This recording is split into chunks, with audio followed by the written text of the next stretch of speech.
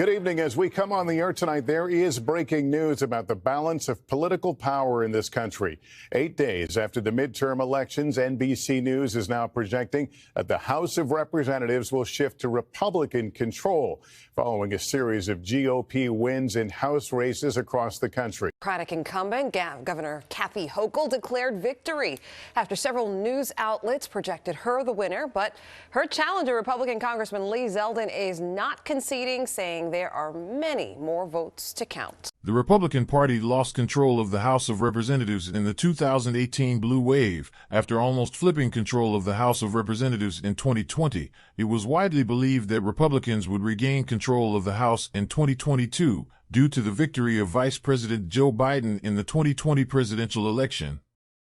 However, instead of control of the House of Representatives being decided within hours of polls closing in the 2022 midterm elections, it took 8 days for Republicans to flip the House. Today we will look at the historic 2022 midterms, how Republicans lost under a Democratic president, and how Lee Zeldin won the Republicans' House majority, even though he lost his race. The people are choosing, the world is watching, and anything is possible until the last vote.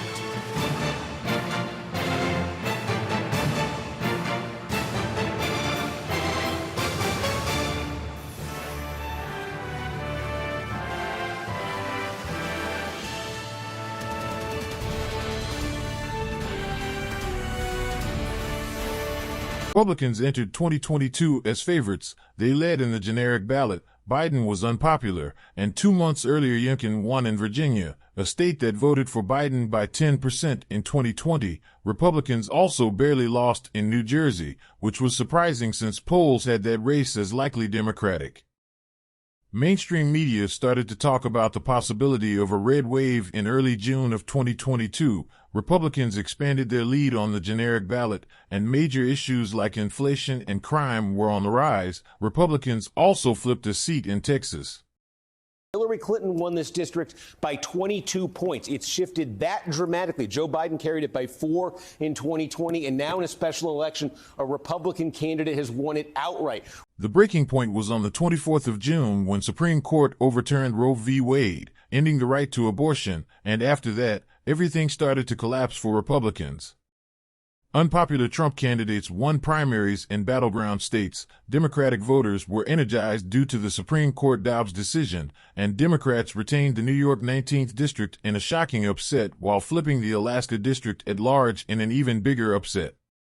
So after talking to New Yorkers who feel like this is a last stand, a last great opportunity to save New York, and the fact that to save our state, Andrew Cuomo's got to go, I'm announcing here this morning on your show that I'm running for governor of New York in 2022. Representative Lee Zeldin announced he was running for governor in April of 2021. His opponents were Andrew Giuliani, son of the former mayor of New York City and Trump's attorney Rudy Giuliani, Rob Astorino, nominee for governor in 2014, and businessman Harry Wilson. Lee Zeldin was a congressman who represented New York's 1st District from 2015 to 2023. He was a vocal Trump ally. Zeldin voted against both Trump impeachments, and he voted to object to the Electoral College following Joe Biden's victory in the presidential election. He supported the Supreme Court decision that overturned Roe v. Wade, opposed same-sex marriage, and was pretty conservative overall for the state he was running for. Lee Zeldin easily won the Republican primary for governor on June 28, 2022. Meanwhile, Kathy Hochul became governor of New York on August 24, 2021, following Andrew Cuomo's resignation for alleged sexual harassment. When she announced her campaign for governor, it was expected that the primary would be close, but considering she had no serious opponents and was endorsed by a majority of the New York State Democratic Party, she easily won her primary with 67% of the vote. New York has been a solidly Democratic state and has not elected a Republican to statewide office since George Pataki's win in 2002. Despite this, polls showed the race narrowing, with the main focus of the election being crime. Zeldin accused Hochul of being weak on crime and education issues, promising to declare a statewide crime emergency and to repeal cashless bail, while Hochul attacked him for his ties to former President Donald Trump and the pro-life movement. In late September, the Republicans' poll situation improved. Abortion was declining in the polls as the main issue for voters. Republicans focused on crime and inflation. Biden was still unpopular, but undecided voters supported Republicans in the final polling. New York was mentioned more and more in the major media. The Republican Governors Association invested money in that race, and major Democratic figures, Joe Biden, Kamala Harris, and Hillary Clinton, campaigned for Kathy Hochul. Following the redistricting process, New York had more competitive districts than 2011 to 2021 maps. Republicans were hoping to beat incumbent Representative Pat Ryan. They were also targeting Sean Patrick Maloney, chair of the Democratic Congressional Campaign Committee, who was in a close race against Republican Assemblyman Mike Lawler. Meanwhile, while Zeldin was focusing on crime, and crime only in his ads, Hochul tied him to the unpopular Donald Trump. Hochul painted him as a mega Republican who's going to ban abortion in the state of New York. Zeldin campaigned with popular Republicans like Ron DeSantis and Glenn Youngkin. There it is. That's the check mark. Oh, wow. Democrats now have control of the United States Senate. I can't believe John Fetterman won. The Republican Party needs to do a really deep introspection look in the mirror right now, because this is an absolute disaster. Early on election night, it became clear that the red wave was not going to happen.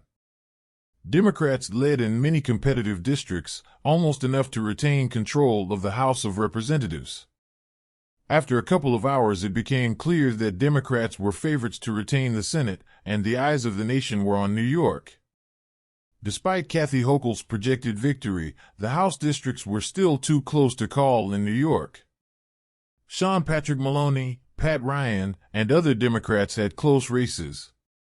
Lee Zeldin won every competitive district by enough to push all other Republicans over the finish line. George Santos, Anthony Desposito, Mike Lawler, Mark Molinaro, and Brandon Williams either flipped or retained districts in their races. Meanwhile, Democrat Pat Ryan survived the New York red wave.